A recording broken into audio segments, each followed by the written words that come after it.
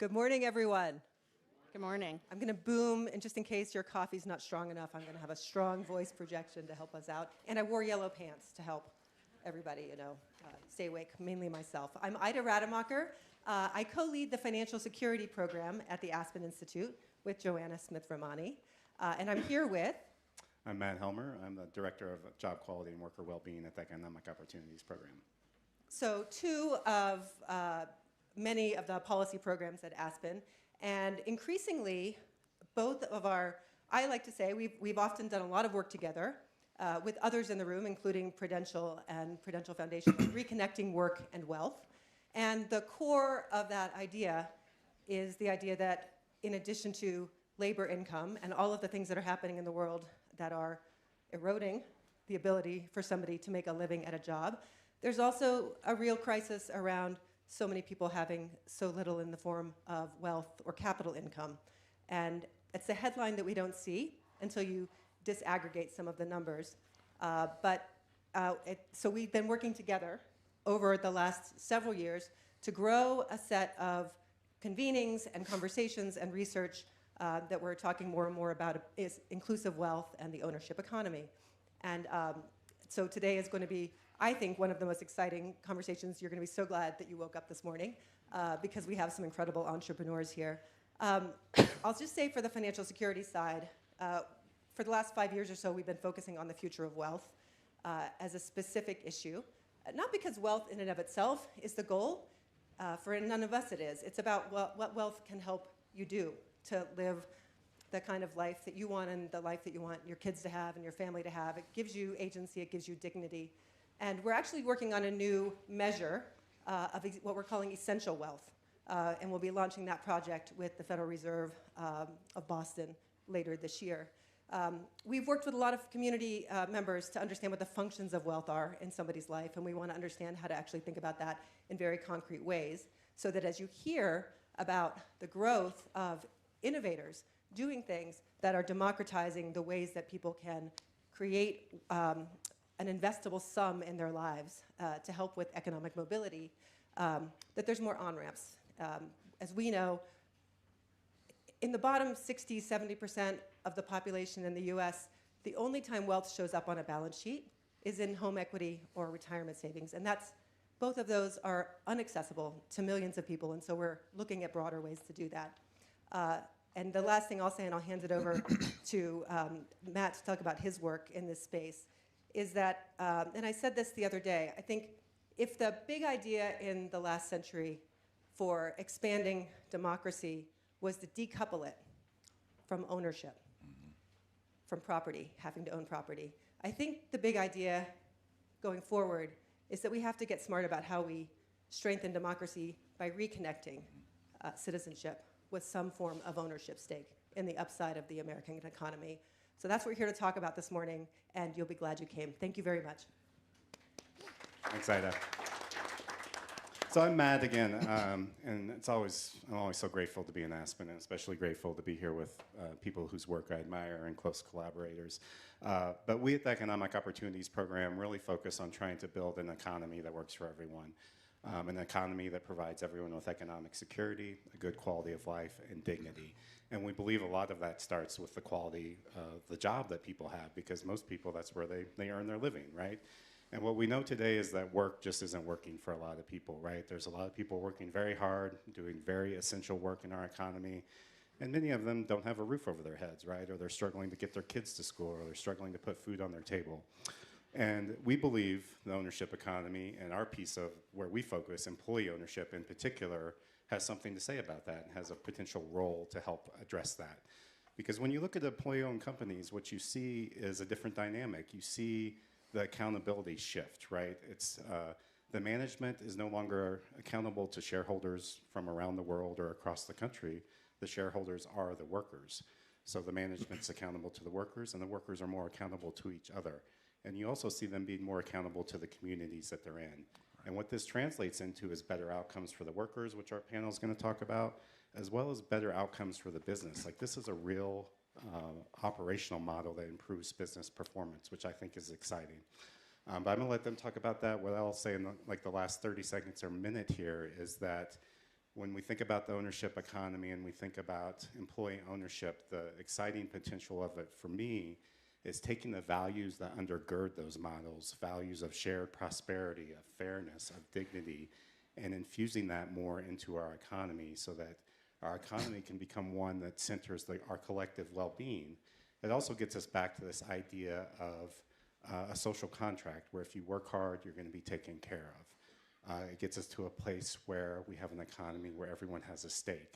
And when everyone has a stake in our economy, they feel seen, and that strengthens our democracy. And I'll end with the words of someone who I think would agree with me. He was kind of this left-leaning, kind of liberal radical in the 1980s who said, employee ownership is a model that befits a free people. It was not Milton Friedman, it was actually Ronald Reagan. That's right. But I think what's exciting about this too is that the left and right agree on this, and which I think makes the potential even more exciting in this moment where we have division. This is one thing we can rally around. So I'll turn it over to Joanna. Thank you. Thank you all so much for being here. All right, let's get going. Thank you, Matt. Thank you, Ida. Good morning, everyone. As my Peloton instructors would say, you woke up. Don't they, for those of you who do Peloton, don't they always say, you woke up, you're lucky to be here today. I'm like, am I? But I am, and I'm actually especially lucky to be with these panelists. We're gonna get going. The excellent framing was done by Ida and Matt. Ida already introduced me. I'm Joanna Smith-Romani, and I am joined on the stage by some of our country's truly most thoughtful, strategic innovators around ownership in America. I have Nick Salerno in the middle. He's the Chief Program Officer at Rock USA. Next to me, I have the lovely Phil Reeves. He's the Managing Partner at Apis and Heritage Capital Partners. And far down, but not far in my heart, is Jack Moriarty, and he's the Executive Director of the Lafayette Square Institute. Their bios are in your app. I'm not going to use our limited time, our precious time together to talk about them, but read about them, because they are truly spectacular leaders in our country. And I'm grateful they decided to wake up and that they care about the same issues I care about, which is ownership in America. So Ida and Matt talked a little bit about how wealth isn't, the goal is to not be Scrooge McDuck, right? And to have like a pile and mound of gold chips that we all dive into at the end of our lives. But that wealth facilitates a ton more, and ownership facilitates a ton more. So we're gonna have kind of a two-part conversation, everyone. The first is, let's all really understand and be real about what does the evidence prove that wealth does in our country and why it's so important. And the second is, these guys are doing really incredible things in our country, and how do we scale it so that more people get the kind of wealth and ownership that facilitates all the goodness that Ida and Matt were talking about. So first, it actually facilitates wealth for people. at the first level, wealth and ownership means something for me or something for you, Phil, if it's on your balance sheet. So tell us a little bit about the employee ownership you're doing and what it means for someone's balance sheet. Sure. So Phil Reeves, A&H. So we're an investment firm that's focused exclusively on employee ownership. And so we find great small businesses all over the country, convert them from being founder, family owned, to being 100% owned by the people that work there. And to your point, most wealth is created from home ownership or business ownership, but a lot of people just have a hard time doing that. Mm-hmm. But we all go to work. And so employee ownership allows someone to say, hey, just by coming to this job, you're going to get shares in this business. You don't pay for those shares. They're not deducted out of your payroll. They're simply a benefit to you that is net new wealth. And so for us, that is a phenomenal way to create impact in low and moderate income communities, but it's also a really good investment strategy. I mean, Matt laid it out. Companies that are employee owned perform better. They have more productivity. They have lower turnover. All of those things translate into great returns for us, our investors. But to your point, we can do it in a way that's not extracted from the communities we want to impact. And so just briefly, so folks understand your model, how do you facilitate more employees being able to capture part of what they're building with their hard labor? So, I mean, if you think about a business, let's say it's a $10 million business, and you want to, there's 1 trillion business owners in America that are trying to sell their business because they're baby boomers. That is the greatest opportunity of our lifetimes, to get those businesses to become employee owned rather than going through traditional private equity, being sold to a competitor or closing down. And so for us, it's saying, hey, instead of having a bank and an equity partner, How about we allow the employees to participate in that capital stack? And so the big innovation from our firm is we use our capital that we raise from investors and we finance the conversion of that company into an ESOP. And so people have heard ESOP a couple of times on a few panels here, but we finance the creation of those ESOPs so that the employees can benefit from that. Right, so you're able to then expand that through your financing, make it more possible to Right. have this opportunity available. Because what we work a lot in like the real economy, plumbers, electricians, construction. I mean, how many people in that category have wealth on their personal balance That's sheet right. to go buy? That have like the investable sums of money. Exactly. To do that. Jack, I want to move over to you. Jack has actually done quite a bit of work in his career on employee ownership, but I'm actually going to ask you about tenant equity programs and the way to think of renters as having kind of a share of where they're living. Sure. Well, thanks, Joanna. And I'm Jack Moriarty. I'm the executive director of Lafayette Square Institute. And what we are is really a data analytics and public policy platform. And we're really sitting at the bridge between public policy on the one hand and trying to harness private investment. And what we want to do with that private investment is mobilize it to enable broad-based wealth creation and economic mobility and asset ownership, whether that is what Phil's doing on the employee ownership side or what Nick is doing on tenant equity ownership and some of the innovative models on home ownership. That's where we're really focused. Joanna, you mentioned the tenant equity piece.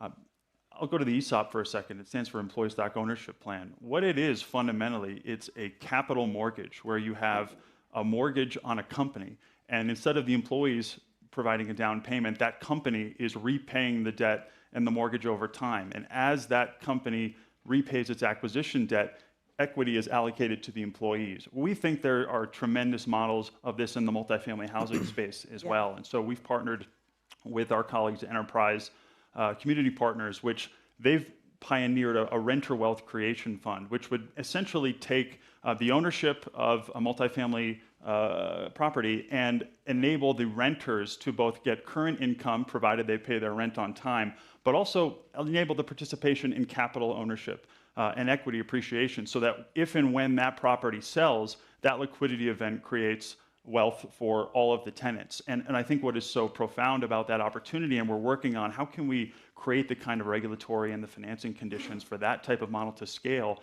is that in a moment where home ownership is prohibitive for so many workers and families, can we mitigate, if not eliminate, the opportunity cost of renting by enabling renters to actually participate in wealth creation while they're renting and get them further up the economic ladder in the process? Well, and Jack, this is so exciting, everyone in the room, if you're not a ownership wealth person, to be able to do that. And we recently published a paper on what is happening with renters and their wealth. And there's lots of gaps to look at in this country around wealth, but actually the largest gap is between renters and homeowners, which means that because of the high rents and the instability of their housing, they can't even participate in other kinds of capital market investing, retirement investing.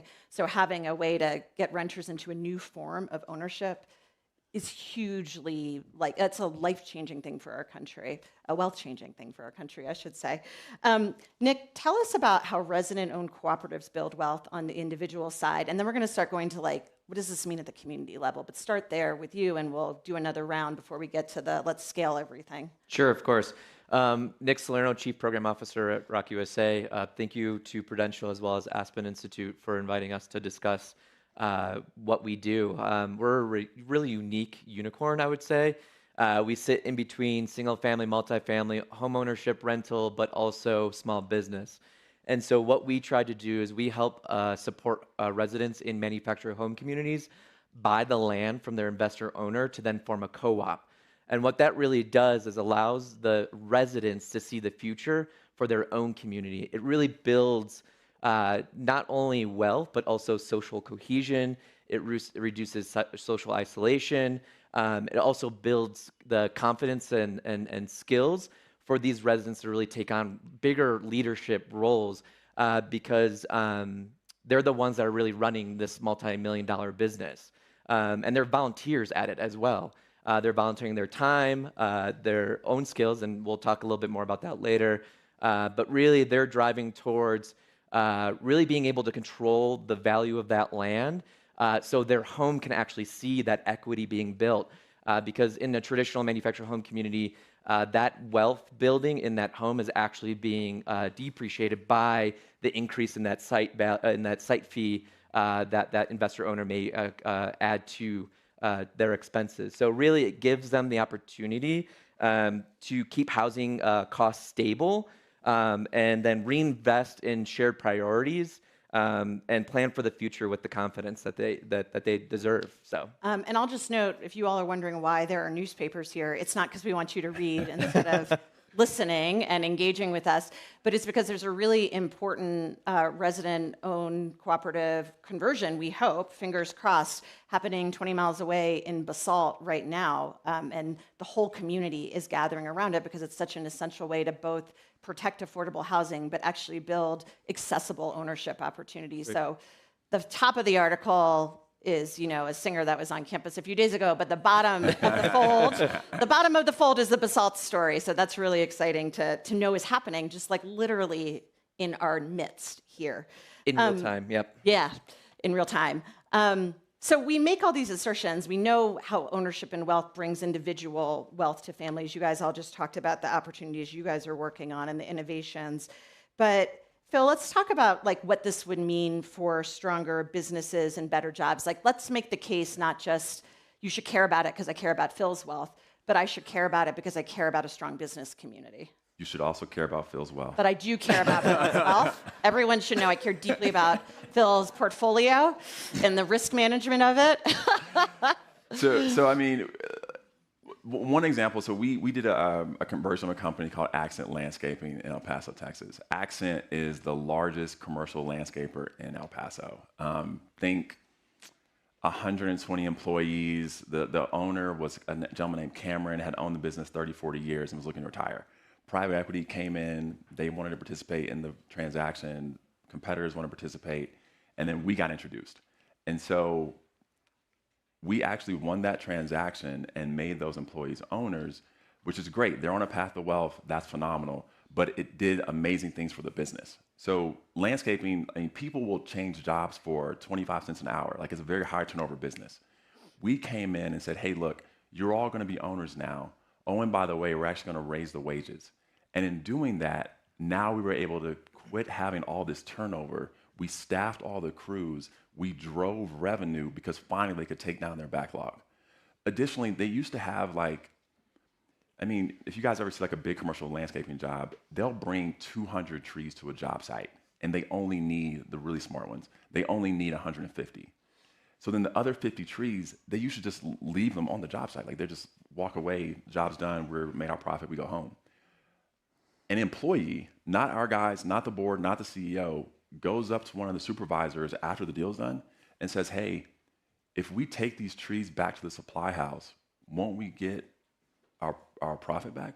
Yeah, and then we have more profit as a result, less loss, yeah. Won't that make the share price go up? Yeah. Yes. And so that kind of value creation that we call in private equity, those tiny little choices, it takes people doing that at an individual level day in and day out on small little things, and employee ownership actually does that. And so it's obviously a net benefit for us, for our investors, but it also makes the share price go up for them. And finally, there's an incentive to do that. Because before we got there, why would I, as a guy on a crew, decide to go out of my way to take a thing back that I would get nothing for? That you would get nothing for. But it's aligning incentives that are both about, I want to stay because I'm making more money. I want to stay and have this business do better because I own a part of it. Yes. And make no mistake, it takes a lot of time, energy, effort, money on our side to get people to have this ownership mindset. That's right. But if you can do that, it translates into real value. Yeah. Phil, talk a little bit about kind of how, I'm sorry, not Phil. Jack, you're Phil. Jack, you're so far away, Jack. It's hard for me to see you. The connection between, let's take it up even another level. So we know it helps Phil's portfolio, and that's what we care the most about, and his wealth. And now we know how it helps businesses. But talk a little bit about the connection between this and the economy. Sure. Well, I think taking a step back for a moment, I think we all know that the growth of real wages, right? The return on labor income, as Ida alluded to at the outset, has been mostly stagnant for the last 40 plus years, right? With a couple of exceptions. And yet, we also know that the return on equity ownership, on actually owning capital, has exceeded that by orders of magnitude. And I think often the conversation centers around, well, we need to increase the return to labor. We need to make wages and working more profitable, which of course is true. And that's necessary, but it's not sufficient. What we too often don't have the conversation about is the other side of that coin, which is how do we find strategies to enable more participation in capital ownership as a way to actually create economic security. And for the investors in the room, just to pick up on where Phil left off, imagine if you were underwriting an investment in a business and the management team had no equity compensation. It would be an immediate red flag. There'd be no alignment between the shareholders and the management, and it would, it would be a non-starter. And yet, we don't carry that logic and that model on to the workforce. And as Phil mentioned, not only is this an enormously powerful opportunity for the balance sheets of American workers and families, but as we now need to compete geopolitically, strategically with partners and rebuild our industrial base, our manufacturing base, we need to have every measure of value creation strategies that we possibly can. And we are leaving the human capital talent of the American workforce on the table by not enabling them to participate and have a stake in the outcome. Yeah, thank you so much. I'm wondering, Nick, from your perspective, what you've seen, like in real evidence from the resident-owned communities around the country about how ownership contributes to a better democracy, like civic participation, engagement. Like, where does this even get to us? We're going up levels, right? From the individual, again, the thing we most care about, which is Phil's wealth, to the business community, to sort of our economy and our ability to compete in the world. And now I'm just wondering, where does this fit into our democracy? Sure, of course. Can I go in with you on this? Like, I feel like Yeah, I know. an opportunity to build my Or own. Nick and Jack don't think I care about their wealth. I care about your wealth too, don't worry. Right. The ROC model itself is democracy in action. From the beginning, these residents vote to purchase their community. They vote to elect a board. And then from there, they are collectively governing their entire community. They're together designing the vision for how they want to move forward. And they're the ones that are putting that plan to action. They're deciding what is the infrastructure that we need to focus on to ensure that we have clean sanitation and clean drinking water, right? Safe sanitation and clean drinking water. They're the ones that are deciding how do they address climate resiliency. They're installing solar arrays in their communities. They're raising their neighbors' homes out of floodplains to make sure that they have a safe and secure home. And they're also building spaces where they can get together collectively, like community centers or playgrounds. And a lot of the times they're using that opportunity to also build storm shelters in addition to that community center, like dual purpose. But really bringing it up a level, they're just not shaping their own communities, they're actually shaping the local and federal policy and national landscape around manufactured home communities. In fact, just in 2022, we, ROC leaders, as part of our ROC movement, actually passed the first federal legislation that allows for reinvestment into manufactured home communities. It's called PRICE. It's $235 million that goes into preserving affordability within manufactured home communities. And so it's because of their advocacy and their work that is allowing other residents in other manufactured home communities actually realize the opportunity that they may have in this model. Well, and Nick, also I know from past research, I mean, literally there's more people registering to vote, correct? That's right. Like even Absolutely. at the local level, they're sort of saying, I feel more connection to my community, I feel more responsibility, I have aligned incentives for this all to be good and right. And because these ROC leaders take such a leadership role within their own community, we've actually seen them take a broader civic engagement in their local political environment. We've seen residents run for mayor. We have them sitting on state legislative committees. We have them speaking on behalf of other residents and other communities where they don't have the same opportunity and they're fighting for their rights as well. Yeah. And so, just to leave it on an example, in Halifax, Massachusetts, it's our largest ROC that we have, 430 residents in that community. They are the organized largest voting bloc in that town, and they pay the most taxes in that town, more than the local Walmart. Wow. And so if you are actually wanting to see change happen, you go to that community, and they're going to be the ones that are really pushing that change to happen moving forward. So, Yeah, that's you know, wild. yeah, I it mean, is that's huge wild. success from like Yeah.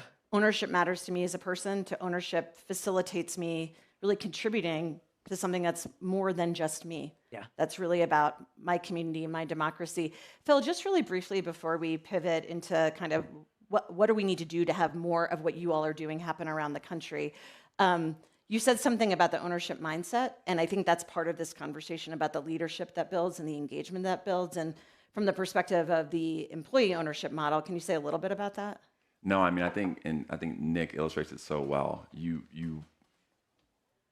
have to give people jobs with dignity and jobs with agency. And so like that employee I talked about that said, hey, why don't we take the trees back?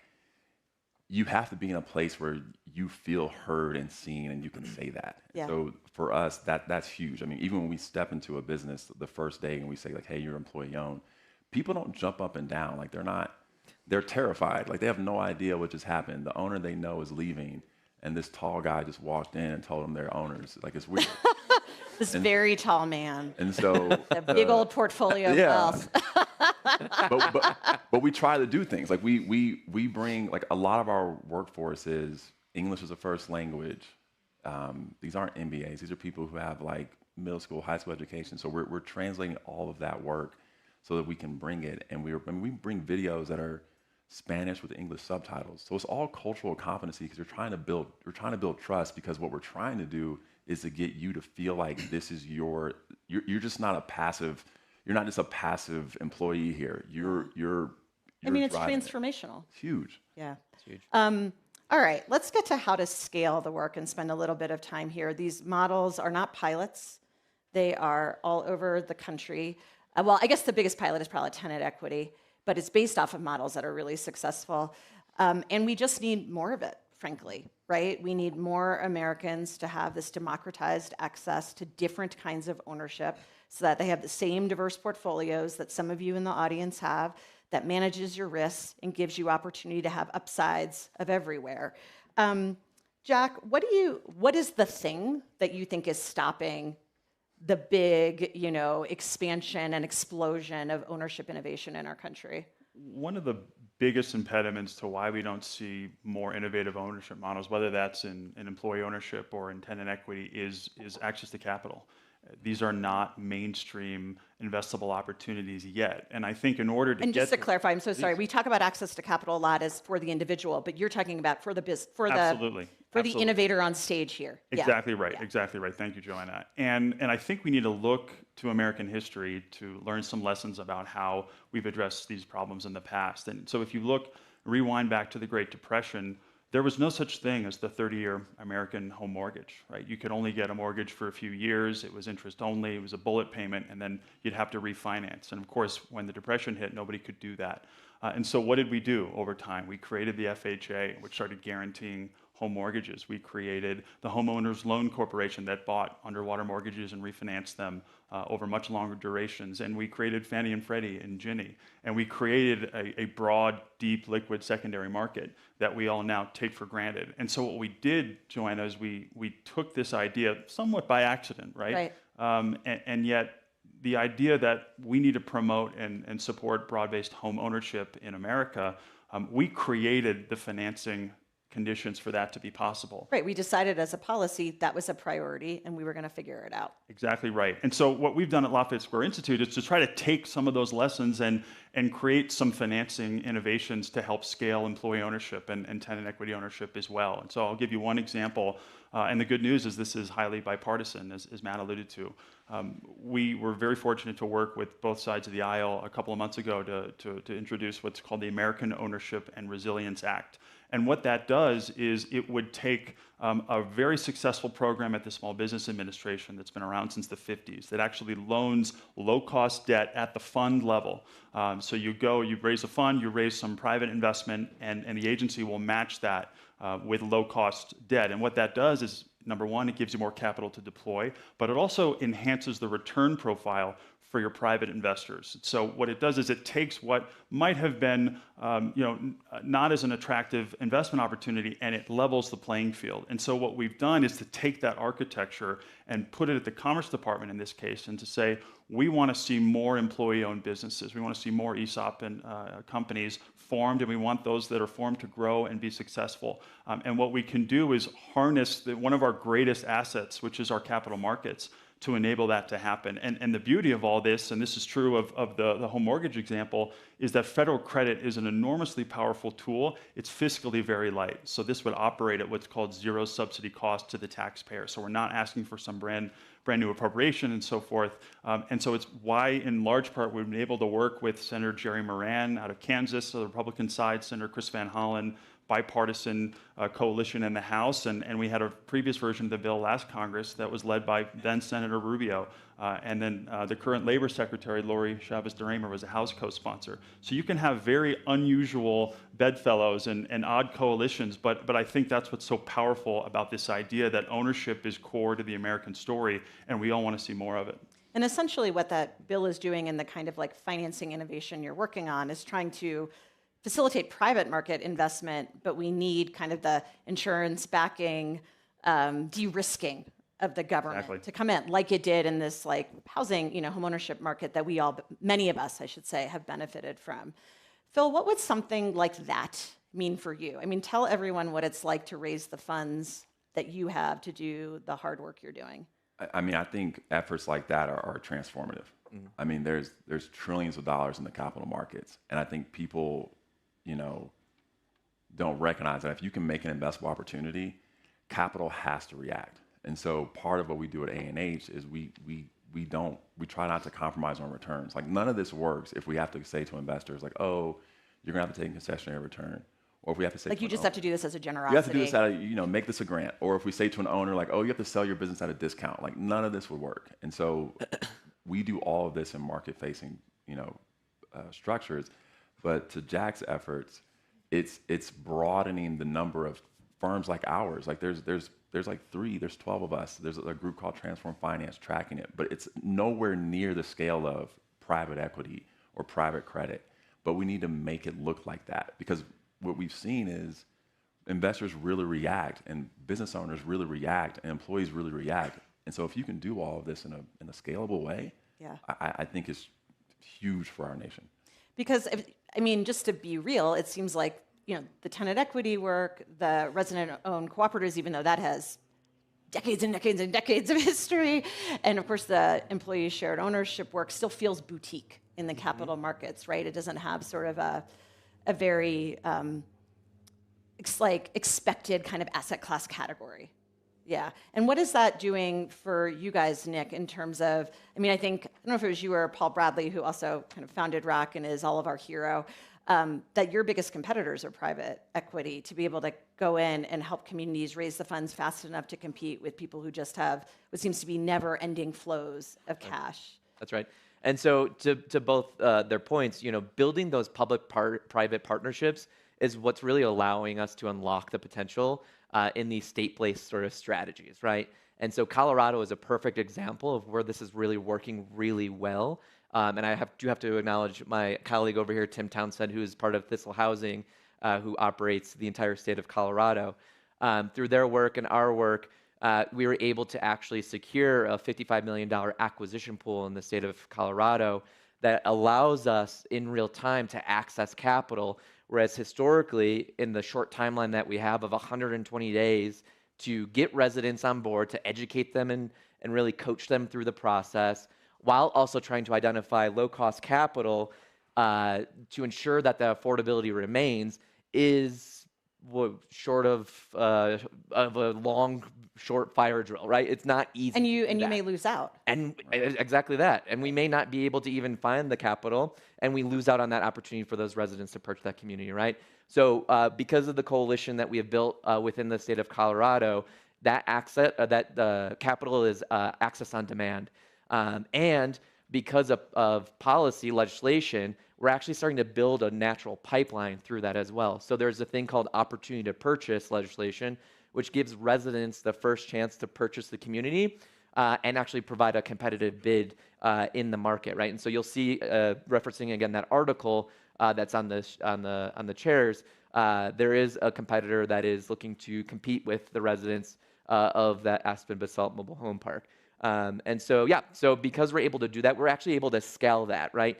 And so we're looking to now replicate this structure in other states. And just for you all to know, we're currently in 21 states. We've converted 346 converted 346 manufactured home communities to resident-owned, and we've actually secured over $1 billion in financing. Wow. And that was just 2 months ago. So we're making impact. That's Yeah, huge. thank you. Yeah, thank you. But that scalability is what we really need to do to make sure that opportunity continues to move forward. Yeah, Jack, are you leaning in because you have a reaction? Or? I'm just excited by those I'm numbers. leaning in because I'm thrilled. And we need to see so much more of it, right? For sure. And, Yeah. and so, we're also working on some legislation that will be bipartisan and hopefully more to come soon that would, again, try to harness our private capital markets, because at the end of the day, it's an objective tool, right? The question we have to ask ourselves is, how do we want to use private capital? And my answer to that, and I think everyone on this stage shares, is we want to use it to enable participation in ownership. We want to create economic well-being and security. We want to create better businesses, more competitive enterprise landscape, and better homes and communities. And that's, the tools are there. We just have to use them. That's right. And I think what's so exciting about what this panel is showing is that there are cases where this can be, no conciliatory, no impact, like impact investing. Like this is real money. This is real market-based incentives. People are not doing this out of generosity. They are focused because they care about ownership in our country, but they're getting what kind of they would get otherwise. And there are examples like what Rock is doing where we need subsidy, right? We're not going to solve ownership in America just at market rate, and we're not going to solve it just with subsidy because there's not going to be enough money and incentive to do it. Yep. But Phil, Nick shared kind of their big impact numbers, and you haven't had a chance to, and I want you to have Jack be leaning in thrilled too. Yeah. So share kind of where you guys are at. Sure. So we're just getting started. So we're on our second fund. Our first fund was $58 million. That's now turned into 5 employee-owned businesses, 450 workers. 90% of them are low and moderate income. 80% of them are people of color. And now we're out raising $250 million. There you go. Did you say a quarter of a billion? Billion. Wow. So we're raising $250 million, which I mean, again, sounds like a ton, but in private markets, that's It's there. yeah. That's wild. And so I think what we've recognized is that it works, like we've demonstrated. Yeah. And so that I think is the big piece. Well, and the thing you've demonstrated, again, just to be like really specific, is that it works for workers, it works for owners, and it works for investors. Correct. There's like a full alignment, a triple threat of working. Jack, Phil was just talking about what they've been doing at 8% Heritage, but you could probably size the impact, at least recently, of kind of employee shared ownership programs. And what would you say to the group has been the big impact? Well, first of all, I mean, we've talked a little bit about some of the statistics. ESOP participants retire with almost 3x the assets of their peers. These are companies that have much higher survival rates during downturns. We saw this during the GFC. We saw it again during COVID. Higher profitability, higher employee engagement. So they're better companies. On the sort of the overall sort of value creation potential, we talk a lot about this silver tsunami, right? All of these baby boomers that are getting ready to exit their businesses, and this is a really once in a generation opportunity to take that demographic challenge and turn it into an opportunity for a more resilient, more participatory American economy. And so you've got 3 million plus and privately held businesses that are out there. So the total addressable market for employee ownership is massive. And to Phil's point, right, we're nowhere near where we need to be in terms of total assets under management and capital deployed in these ownership strategies. And so that's why it's essential to take the pioneers and the models that are out there and then have the conversation of how can we scale this up to meet the moment and really create a much broader market. Thank you. So we're wrapping up now. And again, you woke up. So aren't we all lucky that we're here and we've listened to this really exciting, I don't know how many of you have been at the full festival, but I've been here, I don't know. You lose track of space and time when you're in Aspen, but I've been here. And there's a lot happening in our country and in our world that's just hard, frankly. And it's disappointing and it's not going the direction some people want. I'll say personally for me too. But this is all about opportunity and real change and starting in community, which is really where change happens, and leveraging the best parts of our country and our markets to do it. So it's just cool. Yeah. It's exciting, it's democratic, it's capitalist. It's like all the things we love about America and what we're proud about here. So I'm going to do a closing question for Phil and Jack, and then we actually have a special guest that relates to the article in the paper to tell us a little bit about what they're excited about. So I'll say in these times, right, gosh, how many times do we have to say that these days? But people are always asking me, you know, you do all this work on financial security, what's keeping you up at night? And I actually think the better question is like, what's helping you sleep? Now, nothing in Aspen. I simply just can't sleep when I'm here. The altitude, the dryness, the bad pillows at the condo. But what are the things that, you know, and this is a personal question, but that are like, not just helping you get through it, but getting you, that are waking you up every day, like the Peloton instructor tells me. Phil, I'll go to you and then Jack. I mean, because we sit in this space, we hear like insane stories. Like you'll hear of like beautiful stories. Beautiful stories. Yeah. I mean, there's companies that have like 45 millionaires in their workforce. And one of them is a guy who drives a truck, like he's a truck driver, makes like $40,000 a year. Someone came to our office the other day, they said a woman was exiting her ESOP, she was a secretary, and the guy was like, I personally had to issue her a $5.5 million check. Wow. And so to Jack's point, like that's an anomaly, but it happens. And the thing that is so powerful is, like this work, you won't see it. You'll see it, you know, soon in like job quality and agency and workers voting for board members. But it's most powerful a generation from now, 2 generations. This is real investment. Yeah, when someone's like, literally and figuratively. Well, how did you get your startup funded? Oh, well, what I want is, my aunt worked at one of the companies that A&H did, and when she retired, she had $200,000. And that was how I got my $50,000 for my startup. Yeah. That's how I paid my medical bills. Oh, that's how I got the down payment for my mortgage. Oh, that's how I retired with dignity. That, like, we wake up day in and day out to do that for people that are blue collar, pink collar, and deserve it. They deserve it. Yeah. Jack, for you, what's helping you sleep at night when you're at home in your normal bed and not here traveling for work? Well, it's no secret that we are in a polarized political environment. And what energizes me is that this ownership thesis, whether we're talking about companies and employee ownership, or we're trying to talk about housing and new strategies in that regard with respect to home ownership, the bipartisan appetite is there. It's real. It's authentic. We have the privilege of working with members on both sides of the aisle. We've done work in state capitals where these dynamics are very similar.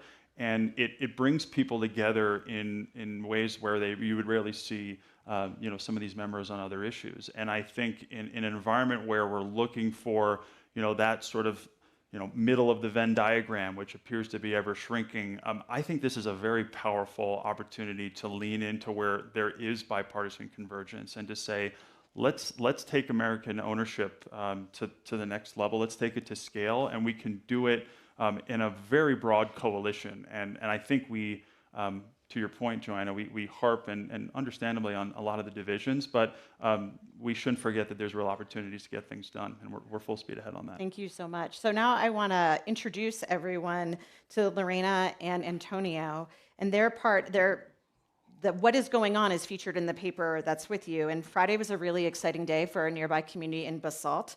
Residents from a manufactured housing community submitted a bid. Is that the right way to say it, Nick? Submitted a bid, yes, to purchase the land in their community. And so I'm going to ask you guys the same question. What is exciting what's helping you sleep at night about this bid going in, or what are you excited about the potential of this ownership opportunity for you and your family? I think for the first time since this process has started, we're getting a sense of real hope and the possibility of having stability in our community. Historically, these communities haven't had that opportunity or haven't had voices strong enough to cause such a collaboration between local governments and local organizations. Yeah. And that speaks to the model of being a resident-owned community and bringing everybody to come together in a way that we're all participating at 100% and we're giving it at 100%. And also, this is our only shot that we have, and we're not going to let it go to waste. If we don't have action now, this is it for us. And if we were to get displaced, which historically that has happened in this valley, that will influence how and where we work, how we spend time with our families, where we go to school, where our children will go to school, and it would disbalance this whole valley. Yeah. Antonio, anything else to add? Besides that, we're not only losing residents, we're also losing essential workers. Right. It has been making Aspen running for the past years. We're talking from housekeepers, construction workers, cooks, teachers, pure bank teller, and whatnot. There's many professions in our small community. This chance has given us Thistle and Rock USA. We'd like to thank them very, very much for at least giving us a little light on this big, deep tunnel that they put us in after they put an offer for our land. And we have an opportunity now, and we're very looking forward to make it happen. Yeah, well, good luck. I believe you will get it. I hope you will get it. Nick, did you have one final thing to say? And just to wrap this up, this piece is so critical to really emphasize is that it is the local community, the county, the city, the businesses that are really coming together to support this community.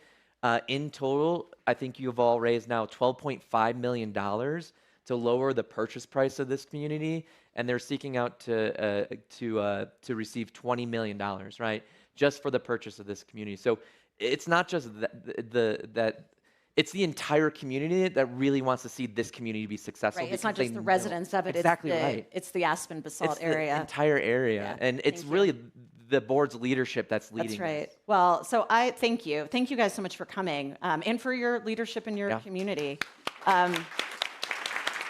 So I want to say that the thing that truly helps me sleep at night is people like Lorena and Antonio, and with gratitude for Jack, Nick, and Phil for the work that they are doing, because they are helping us rebuild democracy. And they're doing it smart, thoughtful, aggressive, urgent, and with enormous amount of heart. So thank you all for being on our panel today. Thank you all for waking up and coming this morning, and enjoy the rest of the festival.